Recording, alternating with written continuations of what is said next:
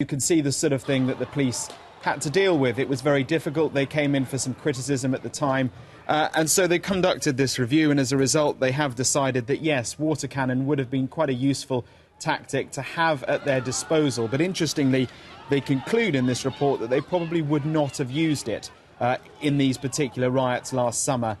You can see it here being used in Northern Ireland. It's used relatively often, or was in the past, in Northern Ireland, but at the moment the Home Secretary has to give authorisation. They have to be shipped over from Northern Ireland 24 hours notice, and they've never been used on the mainland. So the result from this report for water cannon is, yes, the Met at least would like to buy some water cannon or consider buying it, but they probably would not have used it in last year's riots. Other things to think about: baton rounds.